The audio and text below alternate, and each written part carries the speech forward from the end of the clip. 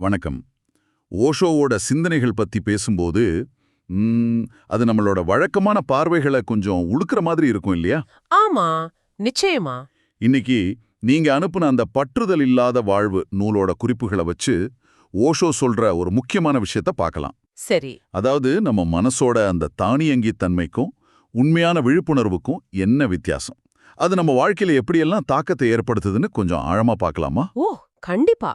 ஓஷோ எப்போதுமே இந்த மனசோட கட்டமைப்புகள், நம்ம பழகி போன வழிகள், இதெல்லாம் கேள்வி கேட்கிற ஆளு. ஆமா. இதுல பாத்தீங்கன்னா, ஒரு சந்நியாசி எப்படி தண்ணி மாதிரி நெகிழ்வா இருக்கணுங்கிறதுல இருந்து ஆரம்பிச்சு, புகைப்பிடிக்கிற மாதிரி பழக்கங்கள், அப்புறம் அன்பு, நம்பிக்கை, கல்யாணம்னு எல்லாத்துலயும் இந்த விழிப்புணர்வுங்கிற விஷயத்தை எப்படி கொண்டு வராருன்னு பார்க்கலாம். சூப்பர். நம்ம நோக்கம் இது எல்லாம் வெறும் தகவலா பார்க்காம நம்ம அன்றாட வாழ்க்கையோட இது எப்படி பொருந்தது, என்ன மாதிரி யோசனைகளை தூண்டுதுன்னு பார்க்கறது தான்.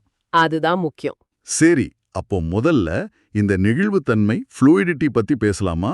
ஒருத்தர் கேட்டிருக்காரு, மேற்கத்திய நாட்டுல இருக்கும்போது ஒரு வீரனாகவும் ஆசிரமத்துல தியான மனப்பான்மையோட உணர்றது ஒரு பிரச்சனையான்னு. இதுக்கு ஓஷோவோட பதில் ரொம்ப சுவாரஸ்யமா இருக்கு. அவர் சொல்றாரு, இது பிரச்சனையே இல்ல, இதுதான் இயல்புன்னு. ஓ, அப்படியா? ஆமா, ஒரு சன்னியாசிங்கிறவரு தண்ணி மாதிரி இருக்கணும், எந்த பாத்திரத்துல ஊத்துறமோ அந்த வடிவத்தை எடுக்கணும். சரி. ஒரு நிலையான தன்மை, ஒரு கெட்டிப்பட்ட வடிவம்ங்கிறது அது உயிரில்லாத தன்மை, இறப்போட அடையாளம். ஆமா. உயிரோட்டமா இருக்கணும்னா மாறிக்கிட்டே இருக்கணும், சூழலுக்கு ஏத்த மாதிரி. மேற்குல அப்படி இருக்கிறது, இங்க ஆசிரமத்துல இப்படி இருக்கிறது. இதுதான் நெகிழ்வுத்தன்மை, இதுதான் உண்மையான ஒழுக்கம்னு சொல்றாரு. அதாவது விதிகள் இல்லாம சுதந்திரத்துல வர்ற ஒழுக்கம். ஆமா, சரியா சொன்னீங்க. சுதந்திரம் தர்ற ஒழுக்கம். சரி, அப்போ இந்த நெகிழ்வுத்தன்மைக்கும் பழக்க வழக்கங்களுக்கும் என்ன தொடருது? இப்போ அடுத்த கேள்விக்கு வருவோம். ஒருத்தர் தொடர்ச்சியா சிகரெட் பிடிக்கிற பழக்கத்தை நிறுத்த முடியல, இது பாவமான்னு கேட்டிருக்காரு. இது நிறைய பேர் யோசிக்கிற விஷயமாச்சு. ஆமா, நிச்சயமா. ஆனா ஓஷோ இதான் அணுகிற விதமே தனிதான். சின்ன விஷயத்தை ஏன் பெருசாக்குறீங்கன்னு முதல்ல சொல்றாரு. ஓ. புகைக்கிறது ஒரு முட்டாள்தனமா இருக்கலாம், உடம்புக்கு கேடா இருக்கலாம், ஒத்துக்கிறேன். ஆனா அது பாவம் இல்லைங்கிறாரு. பாவம் இல்லையா? அப்போ எது பாவம் அவர் பார்வையில? அவர் பார்வையில ஒரே ஒரு பாவம் தான் இருக்கு. அது அறியாமை, அதாவது விழிப்புணர்வு இல்லாம இருக்கிறது, அன்அவேர்னஸ். அதே மாதிரி ஒரே புண்ணியம் விழிப்புணர்வு, அவேர்னஸ், அவ்வளவுதான். இது கொஞ்சம் எப்படி சொல்றது, குழப்பமா இருக்கே. அப்போ நாம செய்யற செயல் முக்கியம் இல்லையா? செயல் முக்கியம் இல்லைன்னு சொல்லல. ஆனா அதை விட முக்கியம், அதை நீங்க எப்படி செய்றீங்கங்கிறது. எந்த மனநிலையில செய்றீங்க? ஓ, சரி சரி. நீங்க என்ன செஞ்சாலும் சரி, அத முழு கவனத்தோட ஒரு சாட்சியா நின்னு கவனிச்சீங்கன்னா அந்த செயலோட தன்மை, அதோட தரம் மாறிகுங்கிறாரு. புரியுது. இங்க பிரச்சனை புகைக்கிறது இல்ல, அந்த பழக்கங்கிற தானியங்கு தன்மை, அதுதான் பிரச்சனை. அது நல்ல பழக்கமா இருந்தா கூடவா? ஆமா, நல்ல பழக்கமோ கெட்ட பழக்கமோ எதுவா இருந்தாலும் அது உங்களை ஆள ஆரம்பிச்சுட்டா, நீங்க அதுக்கு அடிமை ஆயிட்டீங்கன்னா அது பாவம்ங்கிறாரு. ஓ, பழக்கங்கள் நம்மளை எப்படி கட்டுப்படுத்துதுன்னு சொல்ல சில உதாரணங்கள் கூட சொல்றாரு. அந்த ஹைதராபாத் நிசாம் கதை, முல்லா நஸ்ருதீன் கதை. ஆமா ஆமா, சுருக்கமா சொல்றேன் கேளுங்க. ஹைதராபாத் நிசாம் உலகத்திலேயே பெரிய பணக்காரர். ஆனா அந்த பழைய ஏழ்மை காலத்து பழக்கம் போகாம விருந்தாளிங்க குடிச்சிட்டு போட சிகரெட் துண்டை எடுத்து பத்த வைப்பாராம். அட குடுமே. அதே மாதிரி முல்லா நஸ்ருதீன் சாகுற நிலைமையிலயும் தனக்கு சவப்பெட்டியில வைக்க போற ஷட்டையில பை இருக்கான்னு கேட்டாராம். பாருங்க, பழக்கம் எவ்ளோ ஆழமா பதிஞ்சிருக்குன்னு. அதனால பழக்கம்தான் பிரச்சனை, அது என்ன பழக்கங்கிறது ரெண்டாவது தான். சரி, ஆனா இந்த பழக்கத்தை விட முயற்சி செய்யும்போது அந்த தலைகீழ் விளைவு விதி பத்தி சொல்றாரு, லா ஆஃப் ரிவர்ஸ் எஃபெக்ட். அதாவது எதை வேணான்னு நினைக்கிறாமோ அதுதான் நடக்கும்னு சொல்றது. அது எப்படி? ஆமா, அது ஏன்னா நீங்க எதை வேணான்னு ரொம்ப தீவிரமா நினைக்கிறீங்களோ உங்க கவனம் மொத்தம் அது மேலதான் போகுது. சரி. இப்போ சைக்கிள் ஓட்டும் போது அந்த கல்லுல மோதிடக்கூடாதுன்னு நினைச்சா என்ன ஆகும்? நேரா போய் அதுலதான் மோதுவோம். ஆமா, அனுபவம் இருக்கு. அந்த கவனமே ஒரு ஈர்ப்பு சக்தி மாதிரி ஆகிடுது, உங்களை அதுகிட்டே இழுக்குது. அதனால ரொம்ப கடினமா முயற்சி பண்றது இங்க வேலைக்கு ஆகாது. அது எதிர்மறை விளைவை தான் தரும். மனசோட ஒரு விசித்திரமான விளையாட்டு இது. அப்போ என்னதான் தீர்வு? பழக்கத்தை விடவே கூடாதா? சிகரெட் புடிச்சிட்டே இருக்க வேண்டியதுதானா? விட வேணான்னு சொல்லல. ஆனா விடணும்னு போராடி விடுறத விட விழிப்புணர்வு மூலமா அது தானா விழணுங்கிறாரு. விழிப்புணர்வா? அது எப்படின்னு கொஞ்சம் விளக்க முடியுமா? சொல்றேன். அந்த கடினமான போராட்டத்தை விட்டுட்டு அந்த செயலை, இப்போ சிகரெட் பிடிக்கிறதையே எடுத்துக்குவோம், அதையே ஒரு தியான மாதிரி செய்ய சொல்றாரு. சிகரெட் பிடிக்கிறத தியானமா? ஆமா, அவசரப்படாம மெதுவா பாக்கெட்ல இருந்து சிகரெட் எடுக்கிறது, அத பாக்குறது, மெதுவா பத்த வைக்கிறது, புகைய உள்ள இழுக்கிறது, வெளிய விடுறது, ஒவ்வொரு அசைவையும் முழுசா கவனிச்சு விழிப்புணர்வோட செய்ய சொல்றாரு. ஓ, அப்படி செய்யும்போது அந்த செயலோட அர்த்தமில்லாத தனம், அதோட முட்டாள்தனம் நமக்கே புரியுங்கிறாரு. அதோட பிடிப்பு கொஞ்சம் கொஞ்சமா குறையும். சண்டை போடுறதுக்கு பதிலா அத நல்லா உத்து பார்க்க சொல்றாரு. கரெக்ட். அப்படி பார்க்கும்போது அந்த பழக்கம் மேல இருக்கிற பிடிதானா தளர்ந்து போய் மரம் விட்டு காஞ்ச இலை விழுற மாதிரி அது தானா உதிர்ந்துடும். இதுல போராட்டமும் இல்ல, விட்டோங்கிற அகங்காரமும் வராது. சரியா சொன்னீங்க. இந்த விழிப்புணர்வுங்கிற அணுகுமுறை புகைக்கிறதுக்கு மட்டும் இல்ல, நம்மோட எல்லா தானியங்கி செயல்களுக்கும் எல்லா பழக்கங்களுக்கும் பொருந்தும். இதுதான் அந்த அடிப்படை வித்தியாசம். ரொம்ப நல்லா இருக்கு இந்த பார்வை. சரி, இந்த விழிப்புணர்வு பழக்கத்தை விடுறதுக்கு மட்டும்தானா, இல்ல இன்னும் ஆழமான விஷயங்களுக்கும் பொருந்துமா? இப்போ அடுத்த கேள்விக்கு போவோம். அன்பு பத்தி. ஒருத்தர் சொல்றாரு, தற்கொலை எண்ணம்லாம் இல்ல, ஆனா அன்பு காரணமா சந்நியாசம் எடுத்தேன்னு. ஆனா ஓஷோ அன்ப உலகின் மிகப்பெரிய தற்கொலைன்னு சொல்றாரே, இது எப்படி? ஹஹா, இது ஓஷோவோட அந்த ஸ்டைல், ஷாக் கொடுக்கற மாதிரி பேசுறது. ஆமா. அவர் சொல்றது உடம்பால செய்யற தற்கொலையே இல்ல, அகங்காரத்தோட தற்கொலை. ஈகோ டெத்ன்னு சொல்லுவாங்க இல்லையா, அது. ஓ, அகங்காரத்தின் தற்கொலையா? ஆமா. அன்புன்னா என்ன? நாங்கிற அந்த எண்ணம் கரையறது, நாம இன்னொருத்தரோட உண்மையா இணையறப்போ நம்மளோட அந்த தனிப்பட்ட அகங்காரம் கொஞ்சம் கொஞ்சமா மறைய ஆரம்பிக்கும். ம். அதனாலதான் நிறைய பேர் ஆழமான அன்புக்கு பயப்படுறாங்க. ஏன்னா அதுல தங்களையே இழந்துடுவோமோன்னு ஒரு பயம் வருது. அப்போ அன்புங்கிறது ஒரு மாதிரி சரணடைகிறதா? ஆமா, ஒரு வகையில அப்படிதான். அன்பு முதல்ல உங்கள சாகச் சொல்லுது, உங்க அகங்காரத்தை சாகடிக்குது. அப்போதான் நீங்க ஒரு புது பெரிய நிலையில உயிர்த்தெழ முடியும். தியானமும் இதே மாதிரிதானா? ஆமா, அதையும் சொல்றாரு. தியானமும் ஒரு ஆன்மீக தற்கொலை தான். மனசோட ஓட்டத்தை நிறுத்துறது, அகங்காரத்தை விடுறது. அதனால அன்பால சந்நியாசம் எடுக்கிறதுங்கிறது கூட அகங்காயத்தை விடுற ஒரு வழிதான். அது வாழ்க்கையை அழிக்காது, இன்னும் வளமாக்குங்கிறாரு. சரி, இது அகங்காரத்தை விடுறது பத்தினா வாழ்க்கையோட இரகசியங்களை தெரிஞ்சுக்கிறது பத்தி ஒரு கேள்வி வருது.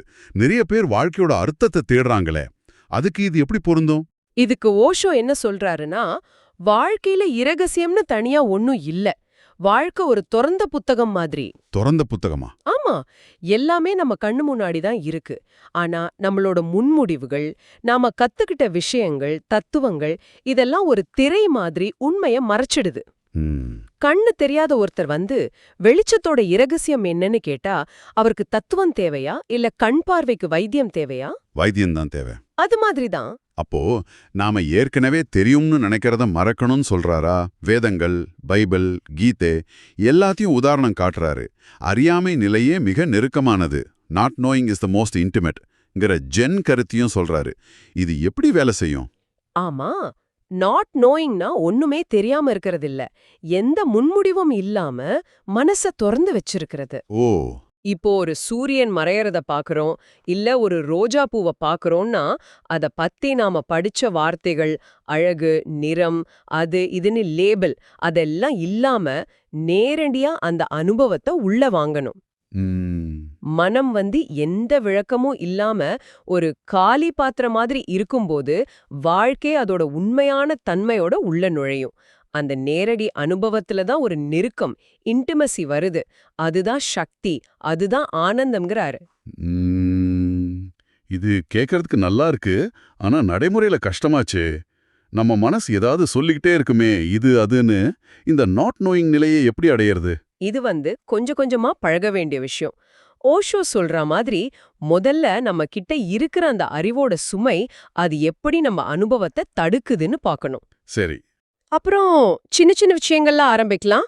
பூவை பார்க்கும்போது, ஒரு பாட்டு கேட்கும்போது, சாப்பிடும்போது மனசுல எந்த லேபிளும் ஒட்டாம அந்த கணத்துல முழுசா இருக்க முயற்சி பண்ணணும். இது ஒரு தொடர்ச்சியான விழிப்புணர்வு பயிற்சி மாதிரி.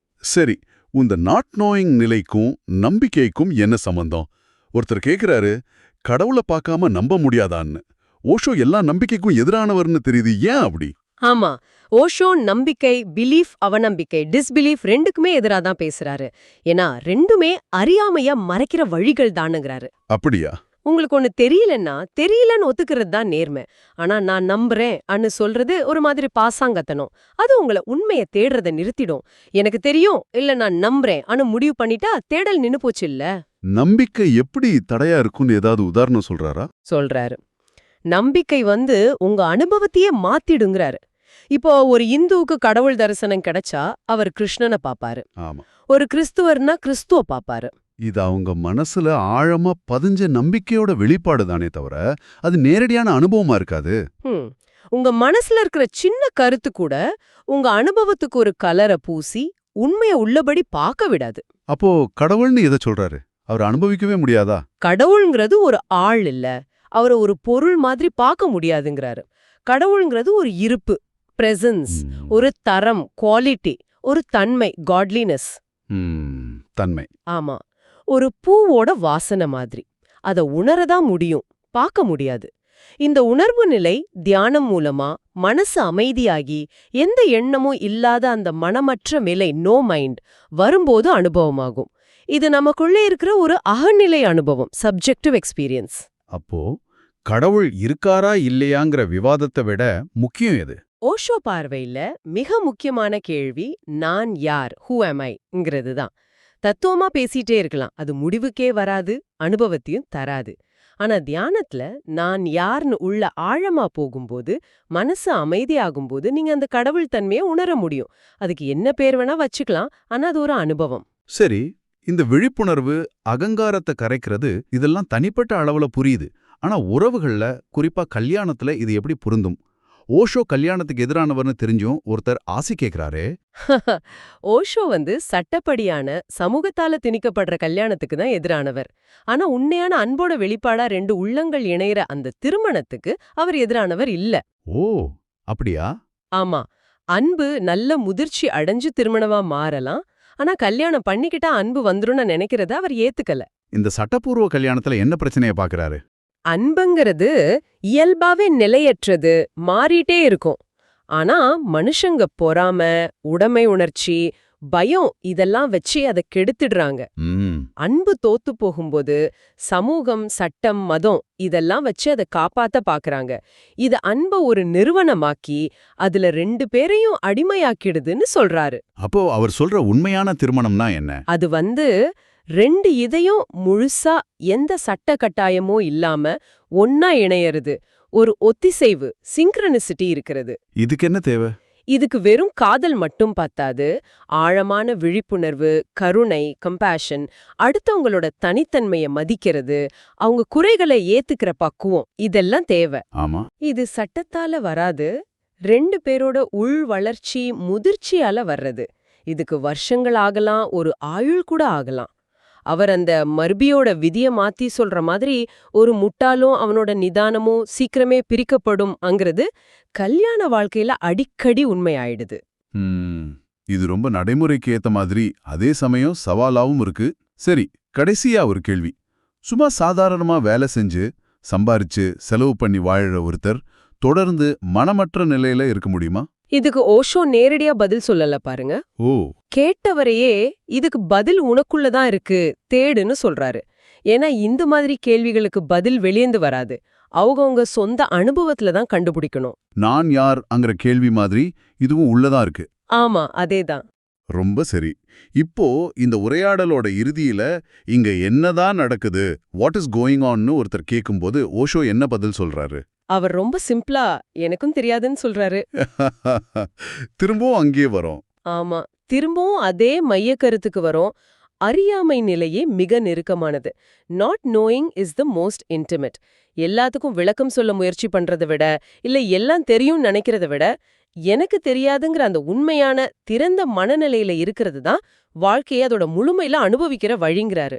ஆக ஓஷோவோட இந்த போதனைகள் வழியா நெகிழ்வுத்தன்மை, பழக்கங்களை விழிப்புணர்வோட பார்க்கறது, அன்போட ஆழமான அர்த்தம், அதாவது அகங்கார அழிவு, வாழ்க்கைய திறந்த மனசோட அணுகிறது, நாட் நோயிங், நம்பிக்கையோட போதாமை, உறவுகளோட உண்மையான தன்மைன்னு நிறைய விஷயங்களை தொட்டு பார்த்தோம். ஆமா, எல்லாத்துலயும் ஓடுற அந்த மைய நூல் இந்த விழிப்புணர்வு, அவேர்னஸ் தான். நிச்சயமா. நாம என்ன செய்யறோங்கிறத விட அதை செய்யும்போது நாம எந்த மனநிலையில இருக்கோங்கிறது தான் முக்கியம். நம்ம மனசோட அந்த தானியங்க தன்மையை தாண்டி ஒவ்வொரு கணத்தையும் விழிப்புணர்வோட வாழ்றது தான் ஓஷோ காட்டுற பாதைன்னு தோணுது. இது பழக்கங்கள்ல இருந்து விடுதலை தர்றது மட்டுமில்ல. இல்ல வாழ்க்கையே முழுசா அனுபவிக்க ஒரு வழி மாதிரி. சரி, உங்களுக்காக ஒரு இறுதி சிந்தனை. ஓஷோவோட இந்த கருத்துக்களை கேட்ட பிறகு நீங்க உங்க அன்றாட பழக்கங்கள், உங்க எண்ணங்கள், உணர்வுகள் இதையெல்லாம் எந்த அளவுக்கு விழிப்புணர்வோடு கவனிக்கிறீங்க? நல்ல கேள்வி. அந்த நான் என்னுடையதுங்கிற எல்லைகளுக்கு அப்பால போய் இந்த நாட் நோயிங்கிற திறந்த மனசோட வாழ்க்கைய சந்திக்க தயாரா? இது உங்களை எங்க கூட்டிட்டு போகும்னு நினைக்கிறீங்க? யோசிச்சு பாருங்க. நிச்சயமா யோசிக்க வேண்டிய விஷயம். மீண்டும் அடுத்த ஆழ்ந்த பார்வையில் சந்திப்போம்.